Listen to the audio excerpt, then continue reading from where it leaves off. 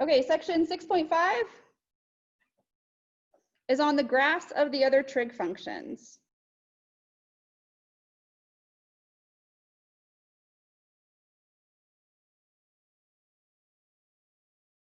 So we did sine and cosine. Now we'll do tangent, cotangent, secant, cosecant, and cotangent. So first up, we'll start by graphing y is equal to tangent of x.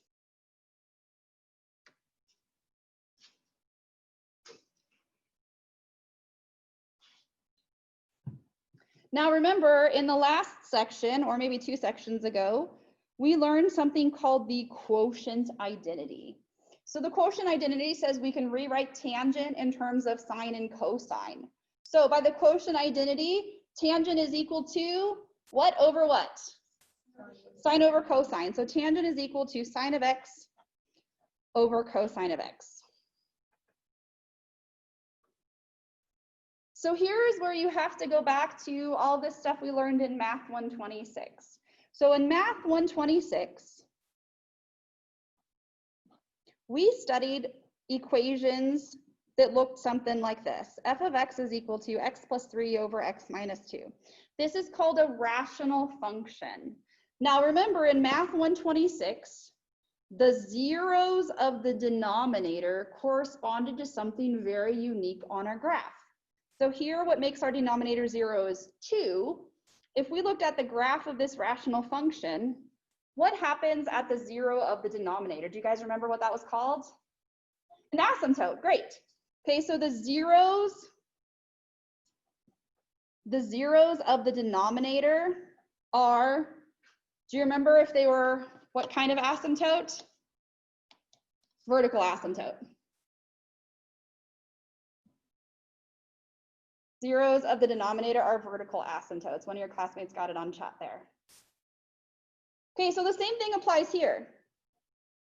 Tangent's equal to sine over cosine. The zeros of our denominator are going to be vertical asymptotes on our graph. So that means that anytime cosine of x is equal to 0, y is equal to tangent of x will have a vertical asymptote. So again, what we're going to do is come up with this graph the long way because I want you to be convinced of the shape. And then once we have the general shape of this graph, we don't have to do it the long way again. We can just plot in those key points and those key features and be good to go. Okay, so anytime cosine of x is 0, tangent is going to have a vertical asymptote. So let's look at cosine again. Here's our graph of cosine. So cosine is 0 at negative pi over 2, 3 pi over 2, 5 pi over 2, etc. Okay, so what we want to do is pick a range of values to put on our graph. So first thing, we are graphing tangent. What's our period of tangent? Shout it out. Pi, 1 pi. So the period of tangent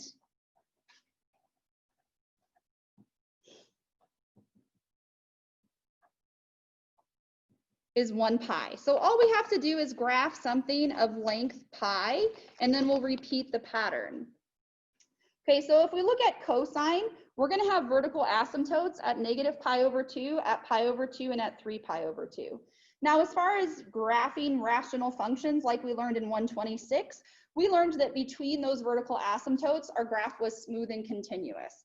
So what we're going to do is go from negative pi over 2 to positive pi over 2, which is length pi, rather than 0 to pi, because we'd have an asymptote in the middle splitting it up. Okay, so again, this is the long way. Once we get the shape of tangent, we don't have to do this the long way ever again. So in my chart of values here, I'm going to pick from negative pi over 2, and I'm going to go all the way to pi over 2.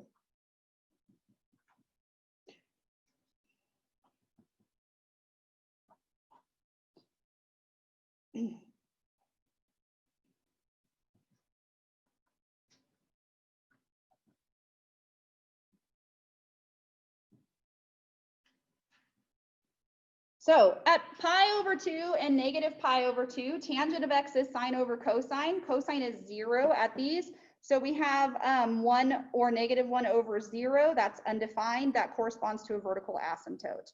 Okay, what I'm going to do in here is pick some values to convince you of the shape of the graph. So we have negative, I'm going to pick pi over 3, negative pi over 4, negative pi over 6, 0, positive pi over 6, positive pi over 4, and positive pi over 3. So these are all the angles we know how to do by hand in the first and the fourth quadrant. Okay, so let's do the easy ones first. If we take our period and we always divide by what number to get our key points? Our period divided by what number gives us our key points? 4. It's always going to be 4. Can I go back up for just a second? Yes.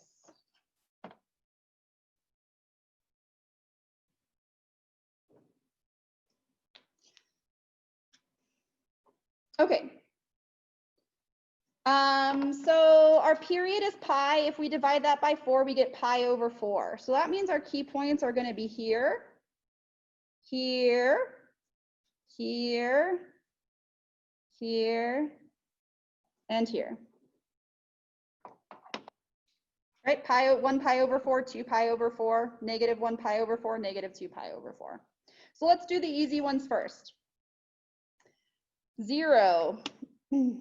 When our angle is 0, tangent is sine over cosine.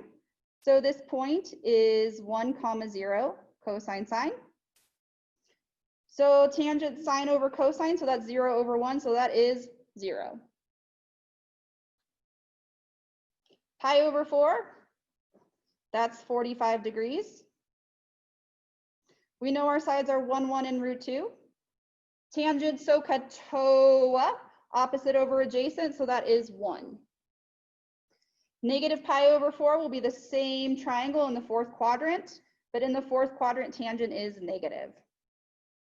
Now look at what's happened. Our key points for sine, cosine, and tangent all have the same pattern. They're all a bunch of zeros, ones, and negative ones. Okay, so that's because of all this stuff being derived from triangles. Okay, so here our pattern is going to be vertical asymptote, negative 1, 0, 1, vertical asymptote. For the sake of time here, let me just tell you, if we evaluate tangent of pi over 3, we'd get square root 3, which is about 1.73. Here we'd get 1 over root 3, which is about 0.58. And these are just to convince you of the shape. We'd have the same angles in the fourth quadrant, so those would be negative. Okay, so what we really care about on our graph is those highlighted key features. We don't really care about these other points, but this is just to convince you of the shape of the graph.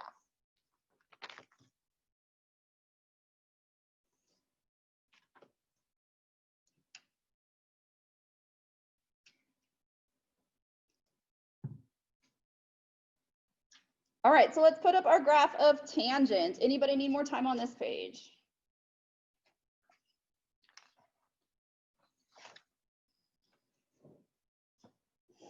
Okay, so to get our graph of tangent,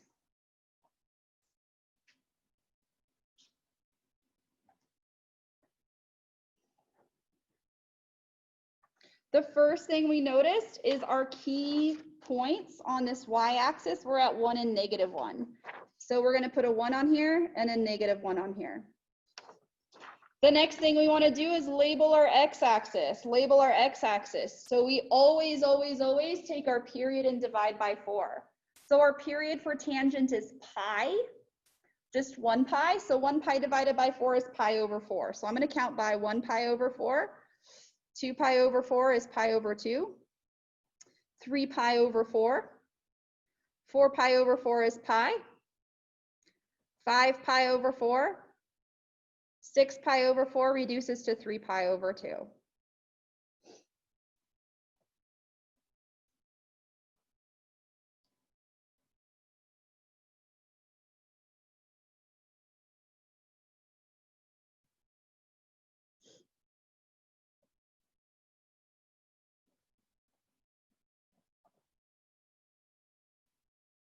Okay, so again, all I'm doing is counting by pi's over 4. So pi over 4 times 1, pi over 4 times 2, pi over 4 times 3, etc., reducing as I go. Okay, so let's put up our key features. Our key features, and now you hear me saying key features instead of key points. Our first key feature was that at negative pi over 2 and at pi over 2, we had a vertical asymptote. So remember, we indicate vertical asymptotes with dashed lines.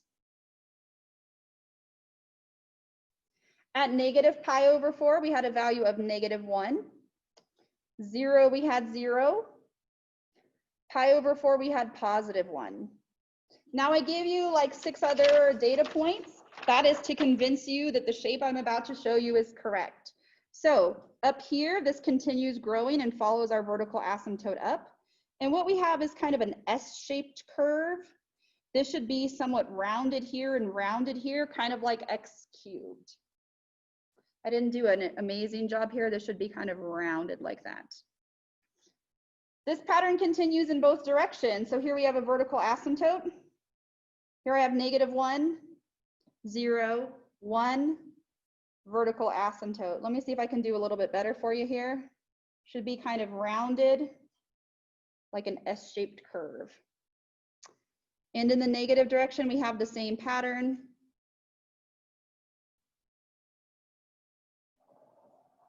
So this continues in both directions towards infinity. So I have 3 periods here, but if we were to keep going, we'd have these S-shaped curves an infinite number of times.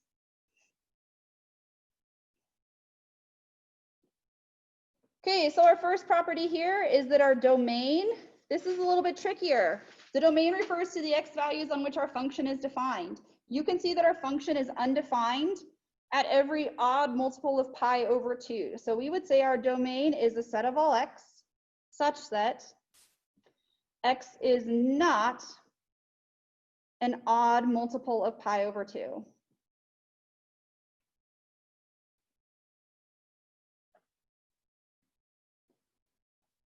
Our range is a set of y values that we actually hit. So looking at this graph, what do you think our range is? What y values do we hit? How about up here? What y values do I hit? How about down here? Yeah, so what should my range be? All real numbers. We hit all real numbers, so this is different. Sine and cosine only had a range. Those curves only went from -1 to 1. Tangent can output anything. This graph is symmetric with respect to the origin. And we know that tangent is an odd function. The period we know is pi, so every pi, this graph repeats. Our x-intercepts here we can see on the graph are 0, pi, 2 pi, 3 pi. So ... every multiple of pi.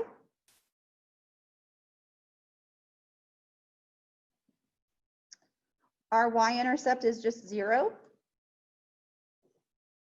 And then our last property is we have a vertical asymptote at every odd multiple of pi over 2.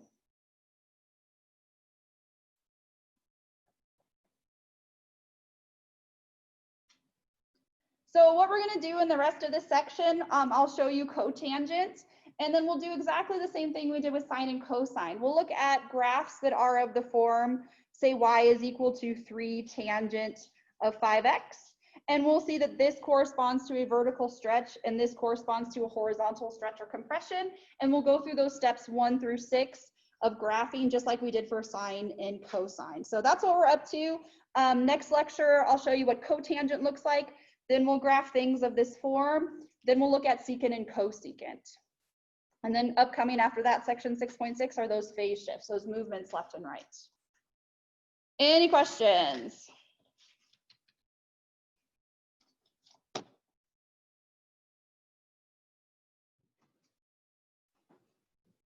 Okay, so here we're continuing section 6.5, which is graphs of other trig functions.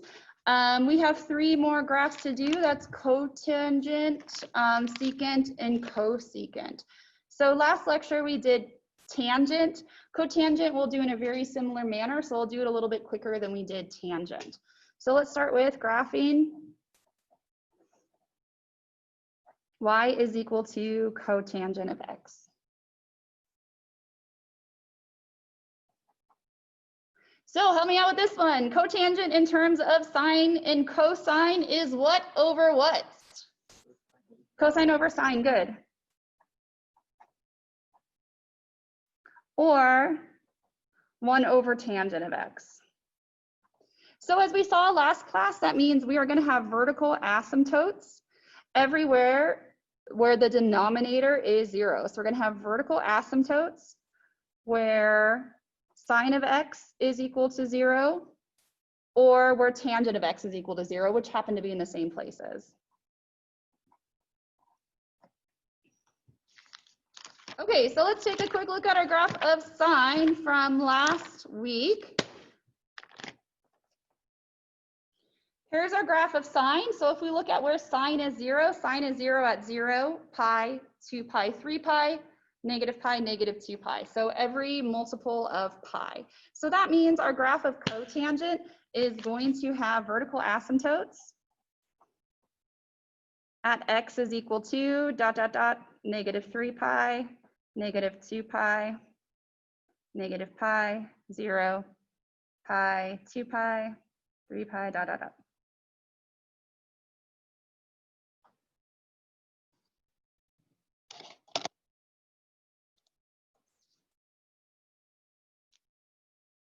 Okay, so we know that the period of cotangent is pi, just like tangent. So what we want to do is pick a region of x values that are of length pi, and then we'll pick values in between those and graph. So I'm going to graph from 0 to pi, and I'll pick x values that we know how to do easily by hand, and then we'll put them on a graph, see what it looks like. Once we have the basic shape, we don't have to do this chart of values ever again. We can do it a little bit quicker. So I'm going to pick values from 0 to pi, and I'm going to pick angles that we know how to do by hand. So I picked 0, pi over 6, which is 30, pi over 4, which is 45, pi over 3, which is 60, pi over 2, 2 pi over 3, 3 pi over 4, 5 pi over 6, and pi. Okay, our key points, our key features for these graphs always come from taking our period and dividing by what number? Our key points come from our period divided by what? 4. Okay, so they're all derived from those 4 quadrantal angles there. So what I'm going to do is the important points are going to be at pi divided by 4. So here's 0, here's 1 pi over 4, here's 2 pi over 4, 3 pi over 4, 4 pi over 4. The rest of those points there are just to convince you of the shape of the graph. Typically, if you were doing this graph by hand, you can put in your 4 key points. There's 5 because we've circled back to where we started. We just figured out we have a vertical asymptote at x equals 0 and a vertical asymptote at x equals pi. Technically, cotangent is undefined at those points. So if you want to put undefined, vertical asymptote, undefined, vertical asymptote. We'll do these other ones. So pi over 4 is, of course, 45 degrees. We know our sides are 1, 1, and root 2. So tangent is opposite over adjacent. So cotangent is adjacent over opposite. So 1 over 1 is 1. At pi over 2, here's pi over 2. We know our shortcut is by looking at the xy coordinates. Here, x is 0, y is 1. In alphabetical order, this is cosine sine. So cotangent is cosine over sine. So cosine over sine is 0. In the second quadrant, we have 3 pi over 4, which again has this 45 degrees as a reference angle. Our sides are 1, 1, and root 2. So we get that cotangent is 1, and in the second quadrant, that is negative. Okay, so all of these trigonometric functions, the key points are 1s and 0s and negative 1s.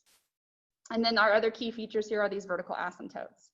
For the sake of time today, I'm just going to tell you what these values are. Again, these other ones are just to convince you of the shape of the graph. You don't have to put those in there.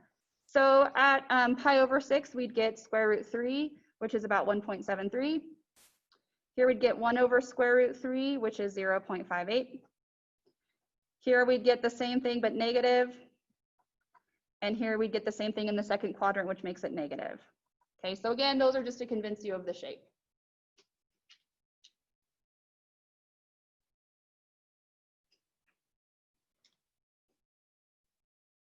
Any questions so far?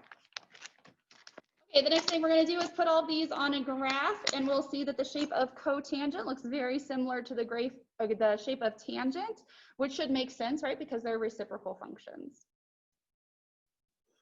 Anybody need more time on this page before I switch? Okay. So the first thing we want to do when you're doing these by hand, and again, I would highly encourage you on the homework to try these by hand before you just use that online graphing tool, is we want to label our X and our Y axes.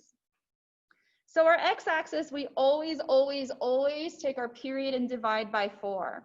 So our period is pi, divide by 4, that's pi over 4. So here's 1 pi over 4, 2 pi over 4 is pi over 2, 3 pi over 4, 4 pi over 4 is pi, 5 pi over 4, 6 pi over 4 reduces to 3 pi over 2, 7 pi over 4, and I'm going to get one more in here, sorry about this.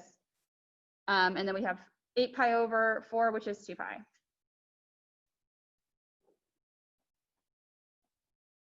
Try and get a few full periods in there for you guys.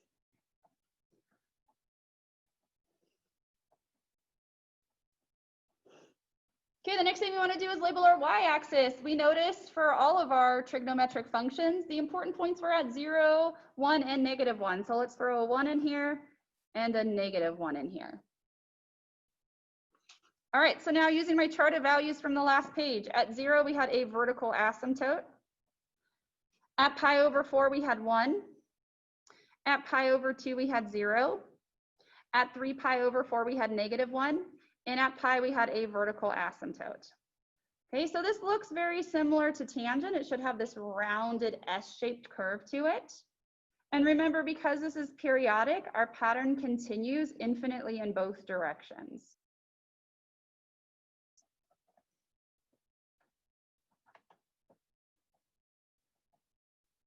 So this has a similar shape to tangent, although it's shifted over, and tangent has upward moving curves and cotangent has downward moving curves. So I'll put tangent on the bottom here just so you can see what that looks like again.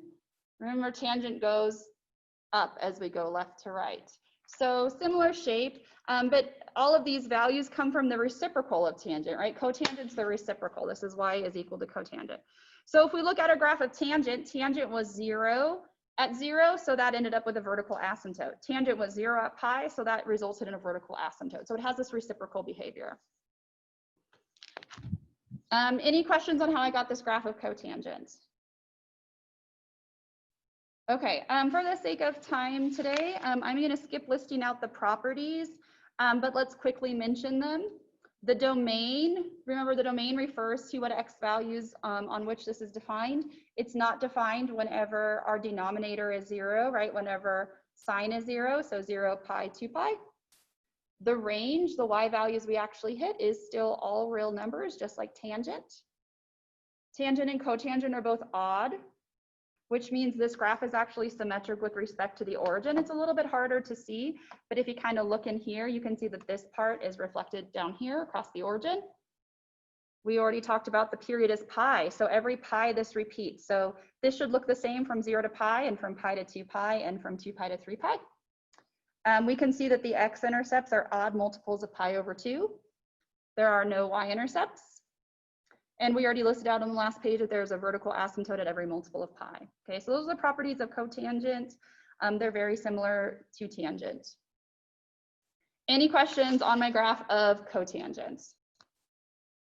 Okay, so it turns out that graphing things with stretches, compressions, shifts up and down, the same exact properties or the same exact rules apply to tangent and cotangent as they did to sine and cosine.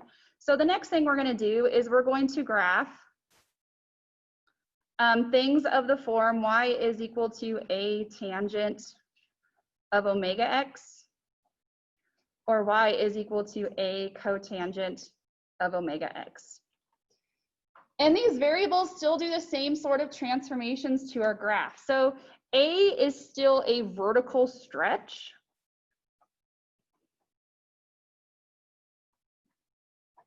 Now this is just a little bit different though, because when we had this word, this variable a for sine and cosine, we called that amplitude.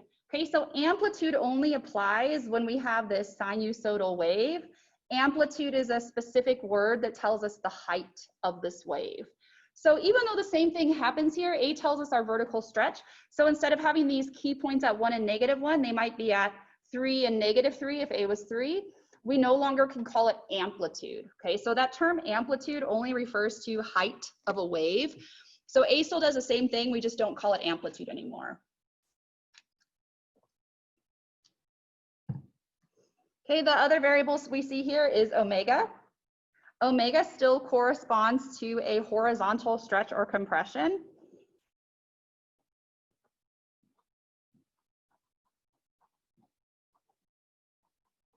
And here, I guess, to be precise, I should put stretch or compression. So if omega is our horizontal stretch or compression, that's going to affect our period. So we are graphing tangent or cotangent to find our new period, which is given by the variable t. And again, you can think t time to complete one cycle. What we're going to do is take our original period of just plain tangent or plain cotangent. So what's our original period of just plain tangent or plain cotangent? What's the period of tangent? Pi, okay. So we're going to take our original period, which is pi, and we're going to change this by a factor of omega. Now for cosine and sine, when we found our period, we had to take the original period of sine or cosine, which was 2 pi, and divide by omega. Okay, so please notice that these two formulas are different, but the theory behind it is exactly the same. We're taking the original period and we're changing that horizontally by a factor of omega. Okay, but these look different because the period of tangent and cotangent is not the same as the period of cosine and sine. Any questions so far? Okay, so what we'll do is we'll do two quick graphs, graphing things of the form a tangent of omega x or a cotangent of omega x. And it works exactly the same way as we saw last lecture with sine and cosine. Anybody need more time on this page?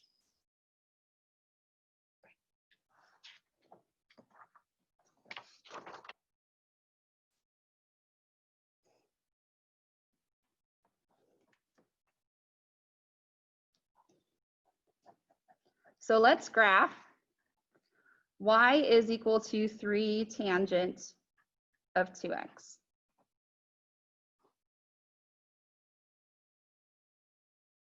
So the first thing we see is a, our variable out in front. That corresponds to a vertical stretch. That is 3. That is our vertical stretch. So that tells us how to label what? The x-axis or the y-axis? Which one? Shout it out. This changes what? Our x-axis or our y-axis? The y-axis, right? This is a vertical stretch. So instead of having those key points at 1 and -1, we're multiplying those by 3. So now they're going to be at 3 and -3. The next thing we want to do is figure out our new period. So to find our period, we're going to take our original period for tangent, which is pi. We're going to divide that by omega. In this example, omega is 2. This is our time to complete one cycle.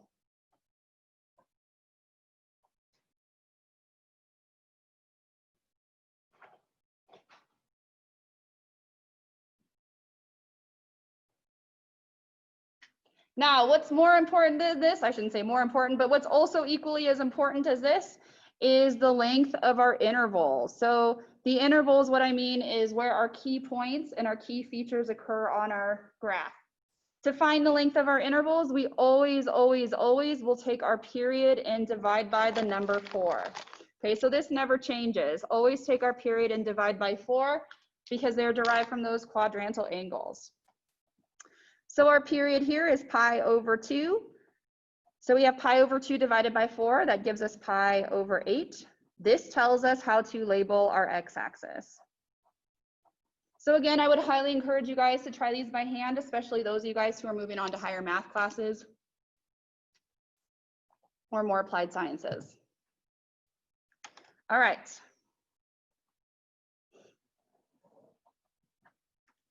Okay, so I'm going to label my x-axis by pi's over 8s.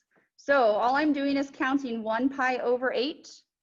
2 pi over 8 is pi over 4. 3 pi over 8.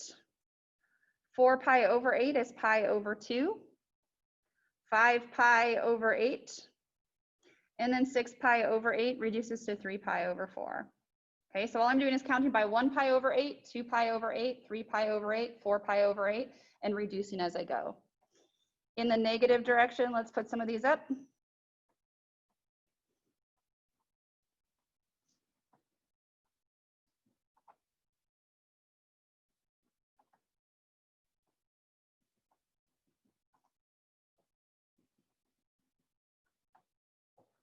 Okay, on our y-axis, we had a vertical stretch by a factor of 3. So instead of putting 1 and -1 on here, I'm going to put 3 and -3.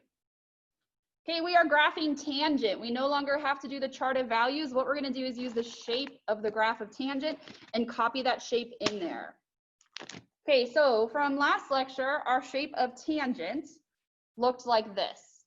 Okay, so we had a point at 0, then we had this, this key point, our high key point, our low key point, and then vertical asymptotes. Okay, so what I'm going to do is start at 0. I'll put in these points, I'll put in these vertical asymptotes, and then we'll copy that pattern in both directions. So it looks like this.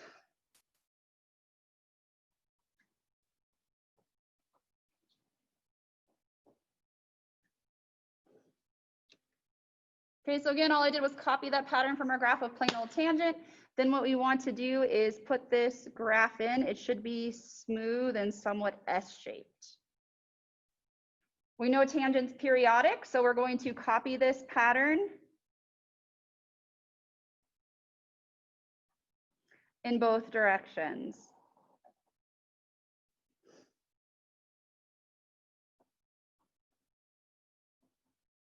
This pattern actually continues infinitely to the left and to the right, over and over and over again. If you did have a paper quiz or an exam, my suggestion for students or my instruction for students is to usually show 2 periods at a minimum. Here I put in 3. If you have more space, you can obviously put in more. Of course, for our class, you have that graphing tool that helps you, but I would still encourage you to do this by hand and give it a try. Any questions on this graph? Any questions? Okay, let's do one more.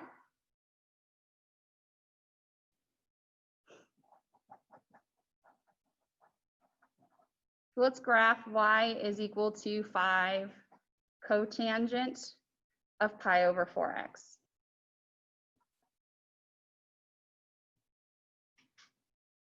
Okay, so again, let's list out our 2 variables. The first one is a, that's our vertical stretch, so that's 5. This tells us how to label our y-axis.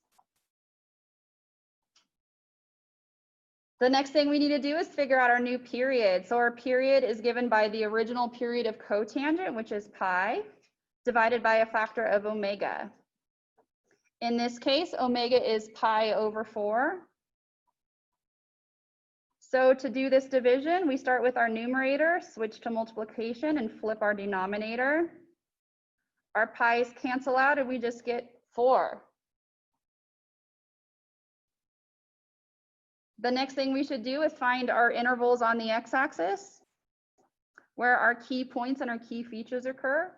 Those are always, always, always going to occur at our period divided by 4. Okay, so in this case, our period was 4. We want to divide that by 4. We got 1. This is the easiest example we've seen so far this chapter, huh?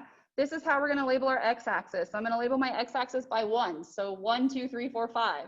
Hooray, that makes it much, much simpler for us.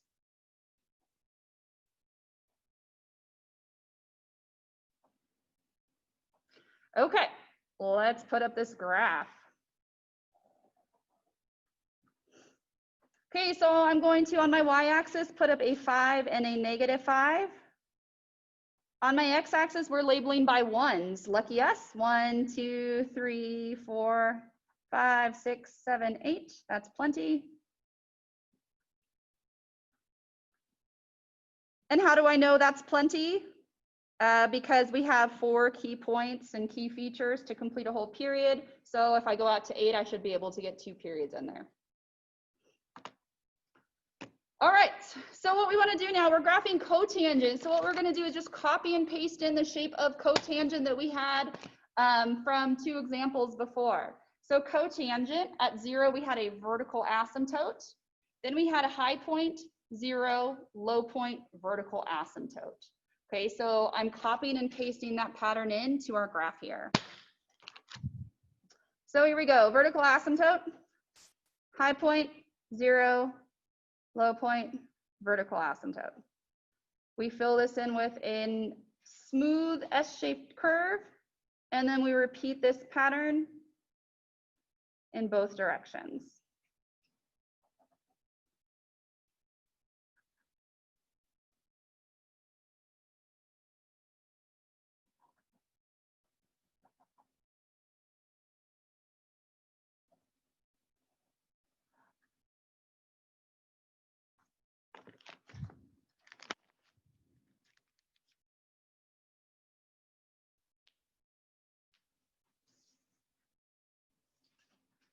Any questions on how I got this graph?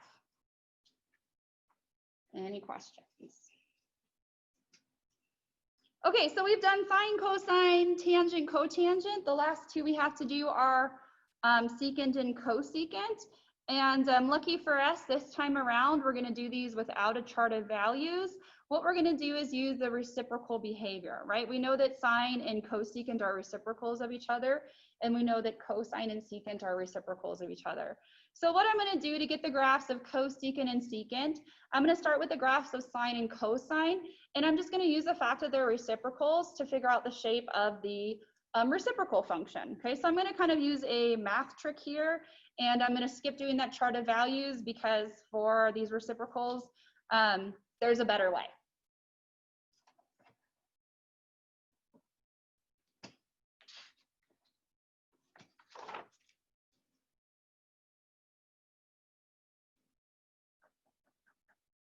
So let's graph y is equal to cosecant of x.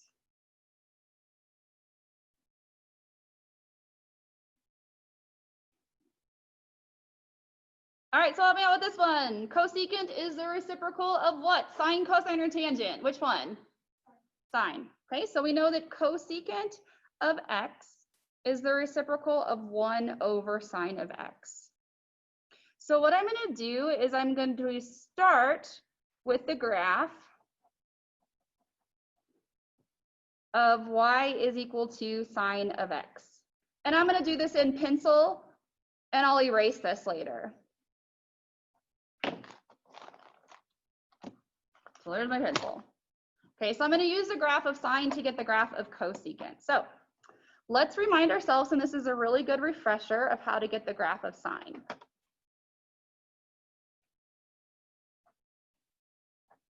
So to get our graph of sine, the first thing we remember about sine is that the y values, the range went from -1 up to +1. The next thing we figured out was for sine, we needed to label our x-axis by our period divided by 4. So for sine, our period is 2 pi. 2 pi divided by 4 is pi over 2. So I'm going to label my x-axis by 1 pi over 2, 2 pi over 2, which is pi, 3 pi over 2, 4 pi over 2, which is 2 pi, 5 pi over 2, 6 pi over 2, which is 3 pi. And that looks like all I'm going to fit in here, which is plenty.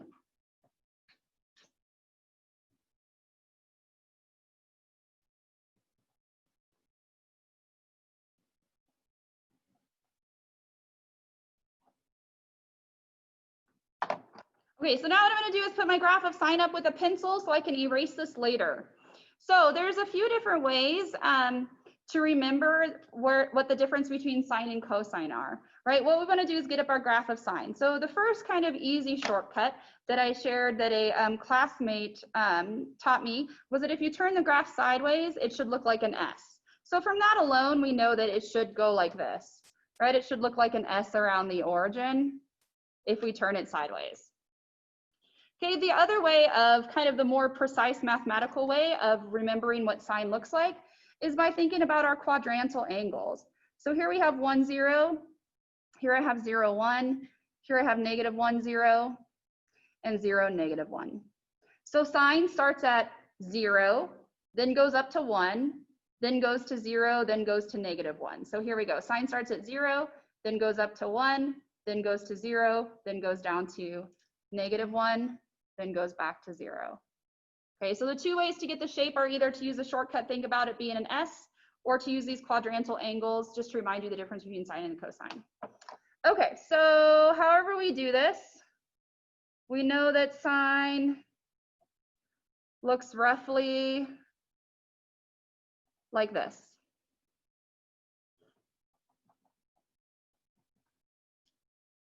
Okay, this is my graph of sine. Our goal is to get our graph of cosecant, So the first thing we know is because cosecant is 1 over sine, everywhere where sine is 0 is going to be a vertical asymptote on our graph of cosecant. Okay, so the first thing I'll do is everywhere where our graph of sine is 0, I'm going to put in a vertical asymptote for cosecant.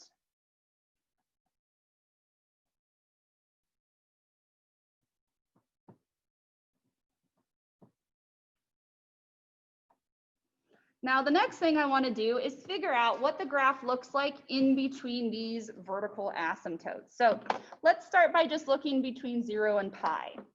So cosecant is the reciprocal of sine. So the first easy point we know is that if sine is 1, cosecant is 1 over 1, so cosecant is going to be 1. Now, over here, sine is between 0 and 1. So sine is 1/2, 1/3, 1/4, 1/5. As we get closer and closer and closer, it's going to be 1/10, 1/100th, 1/1000th. It's going to get really, really small. So now let's look at the reciprocal of that. So if we had 1/2, the reciprocal cosecant would be 2. If we had 1/3, the reciprocal would be 3. As we get closer and closer and closer to 0 here on our graph of sine, cosecant is going to actually blow up. So as sine is 1/10, 1/100th, 1/1000th, cosecant is going to be 10, 100, 1,000. And what's going to happen is we're going to have these U-shaped curves in each of these intervals. And on the negative values, the exact same thing is going to happen, except for those numbers are going to be negative. So cosecant, let's erase our graph of sine.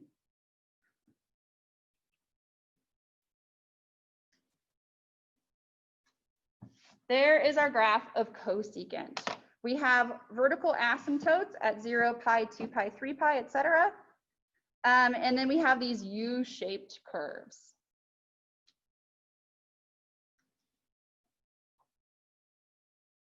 Some things about this graph, we have vertical asymptotes anywhere sine is 0. We already mentioned that.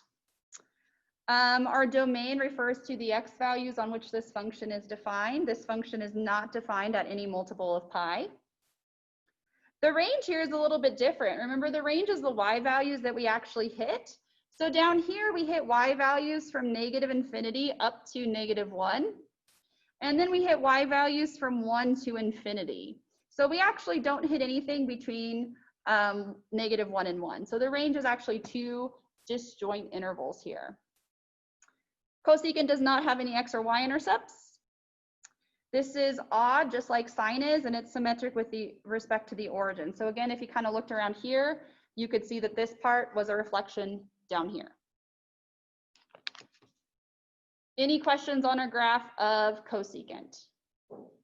Okay, so we'll quickly do our graph of secant in exactly the same manner, and we'll do this one a little bit quicker, and then we'll see how to graph functions of the form a cosecant of omega x or a secant of omega x, and it works exactly the same way as it did with sine, cosine, tangent, and cotangent. Any questions? Anybody need more time on this one? Okay. Let's now graph y is equal to secant of x. So secant of x is, of course, the reciprocal of cosine of x. So what I'm going to do is start with the graph of y is equal to cosine of x, and we'll do exactly the same reciprocal behavior we did on cosecant. So the first thing I want to do is put in my graph of cosine of x. Again, I'll do this with a pencil so I can erase it out later. So cosine of x, we know, has height of 1, amplitude's 1. So on our y-axis there, we'll put 1 and -1. On the x-axis, we take our period, which is 2 pi, and divide by 4. So that's pi over 2. So I'm going to put in 1 pi over 2, 2 pi over 2, which is pi, 3 pi over 2, 4 pi over 2 is 2 pi, 5 pi over 2, 6 pi over 2 is 3 pi.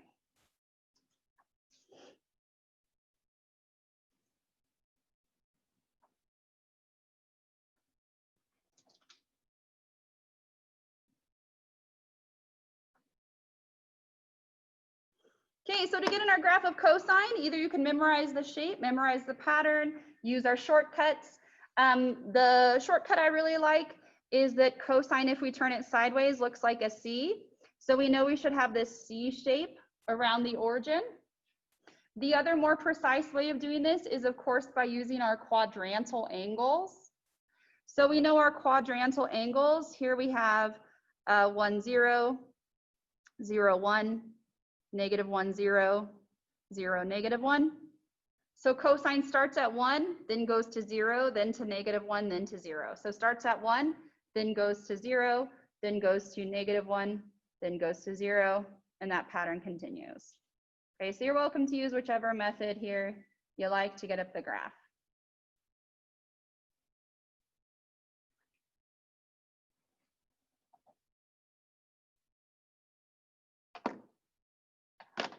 Okay, next thing we want to do, this is our graph of cosine. Our goal is to get the graph of secant. So everywhere cosine is 0, secant is going to have a vertical asymptote.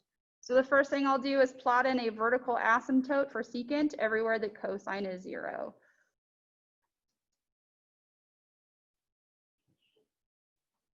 The next thing we'll do is evaluate the behavior in between those vertical asymptotes. And as we discussed in the last example, we're going to have these U shapes. So the next thing I would do here is draw in these U shapes in each of these intervals.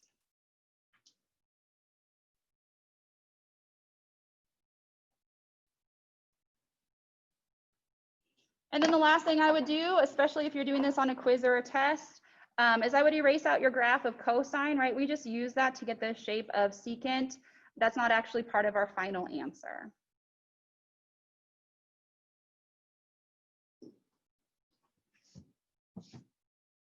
Okay, so secant looks very, very similar to our graph of cosecant. They're just shifted by pi over 2 to the left or to the right. Okay, so some properties of this graph that should be mentioned. We have vertical asymptotes anywhere where cosine is 0. So those vertical asymptotes are any odd multiple of pi over 2. The domain refers to the x values on which this function is defined. This function is undefined at those odd multiples of pi over 2. Our range, again, the y values that we actually hit are from -∞ to -1 and from 1 to infinity. This graph has no x-intercepts. The y-intercept is 1. This graph is symmetric with respect to the y-axis, right? If we had this as a mirror, this half is a mirror image of this half. And we know that cosine and secant are both even, so they have that y-axis symmetry. Any questions on this? The domain refers to the x values on which the function is defined. So if we look at this, we see where is the function undefined. We don't have any value at pi over 2, at 3 pi over 2, at 5 pi over 2. So we would say that the domain is the set of all x. such that x is not an odd multiple of pi over 2, right? 1 pi over 2, 3 pi over 2, 5 pi over 2, the next one would be 7 pi over 2. So we would have to exclude any odd multiples of pi over 2. You probably wouldn't have a straight interval notation, right? Or Absolutely not. Nope. That's not even going to be a, I mean, if it comes up on your homework, it's like a multiple choice question. You just pick the right one. Yeah, which is why I didn't take the time to write all those properties down for you today. I do have them written down in my notes. If you want to pull up my notes on my math lab, they're in the textbook as well, all of those properties. But we still have one more section to get through in this chapter. Any other questions on this graph? Okay, so let's just do one example of the form a cosecant of omega x or a secant of omega x, and it works exactly the same way as the other 4 trigonometric functions.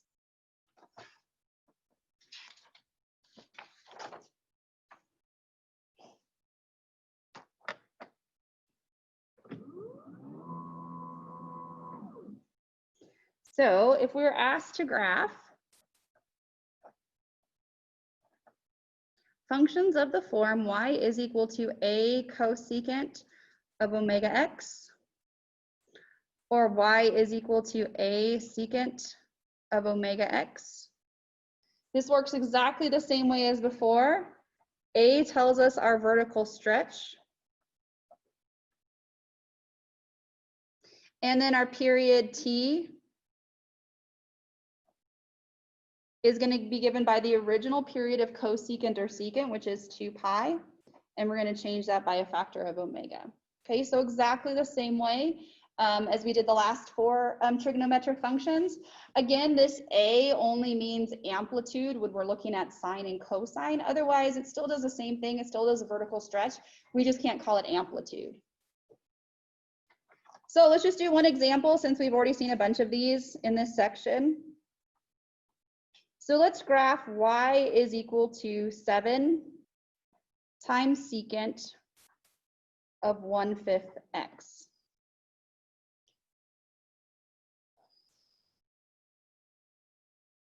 Now there's 2 ways to get started with this graph. One way is either you memorize the shape of secant, and if you have the graph of secant memorized, you can stretch it by a factor of 7 vertically and then use 1/5 to find the new period. Now, I am of the teaching theory that memorizing a lot of stuff is really difficult. So I would encourage you, instead of trying to memorize the graph of secant and cosecant, which is a lot, focus on sine and cosine, which are much simpler. So what I'm going to do is I'm going to use the graph of cosine to get the graph of secant, right? Cosine and secant are reciprocals of each other. So I'm going to use the graph of cosine to get the graph of secant. If you prefer to actually memorize the shape of secant, you're welcome to do so. You'll probably get this a little bit quicker, but you will have spent more time memorizing things. So more than one way to approach this. So it is helpful to graph y is equal to 7 cosine of 1/5 x. So that's where I'm going to start. And then once I get that in, I'll put it in pencil. And then I will put in the graph of secant and I'll erase this one out. So the first thing we know about 7 cosine of 1/5 x is that our amplitude here is 7. That's how we'll label the y-axis. The next thing we know is that our period t is given by 2 pi over omega. In this example, omega is 1/5. Please take the time to do this division the long way if you need to. I see this is one of the most common mistakes from this chapter. So I start with the numerator 2 pi, switch to multiplication, and then I flip the denominator. That means that my period is 10 pi. That is the time to complete one cycle. What's important to us is the intervals on the x-axis. So our intervals, we always take our period t and divide by what number? 4, good. Okay, so this never changes. So in this example, we have 10 pi divided by 4. That reduces to 5 pi over 2. This is how I label my x-axis.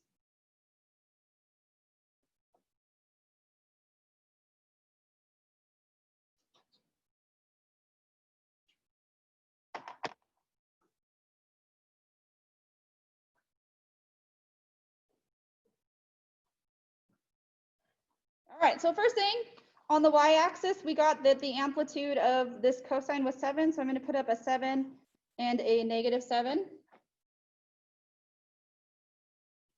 The next thing I want to do is label my x-axis, and I'm going to label this by 5 pi's over 2's.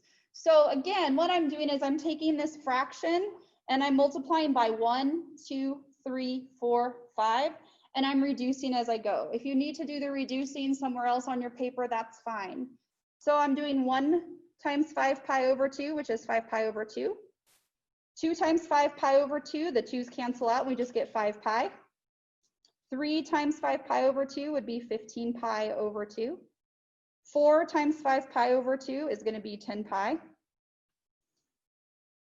5 times 5 pi over 2 is 25 pi over 2.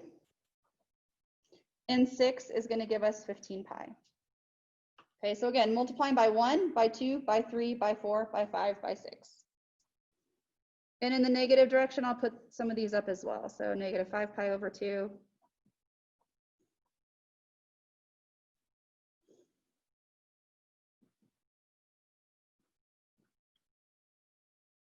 Now, students sometimes ask me, can I do this in decimals instead of fractions? So it is customary in math to leave radians in terms of fractions. So of course, the easier way to kind of think about this in your head is this is 2.5, this is 5, 7.5, 10, 12.5, 15. We're counting by 2.5s. But you should, if you're doing this by hand, unless your teacher in another class tells you it's okay to do it in the form of a decimal, you should leave it in fraction form. That's customary for radians. Okay, so now we are putting up cosine. So I'll quickly put in our graph of cosine. We know that looks like a C around the origin. And the key points occur on our hash marks here on the x-axis because we did this correctly. So here's our graph of cosine. Now our goal was to graph secant. So once we have in this graph of cosine, what I'm going to do is everywhere cosine is 0, secant gets a vertical asymptote.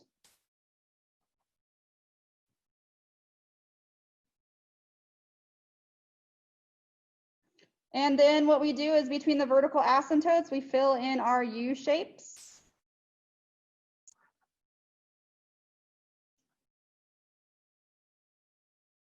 And then the last thing we should do is erase our graph of cosine. That is not part of our final answer. That was just how we got to our final answer. Now look at what happened. This worked out perfectly. Normally secant has points at 1 and -1. We've multiplied by 7 here, so we've got points at 7 and -7, so it looks beautiful here. So here, if you wanted to list out the domain and range, we could see that visually. The domain refers to the x values on which this function is defined. We would exclude any of these points in our domain. And then the range, the y values that we actually hit, we hit from -infinity up to -7. We do hit -7, so we put that in brackets here, and then we hit everything from 7 to infinity. So that would be our range, the y values that we actually hit, should you want to explore that. Okay, so again, domain refers to the x values on which our function is defined. We'd leave out all of these points. The range, the y values we hit, everything from -infinity up to -7, and then from 7 to infinity.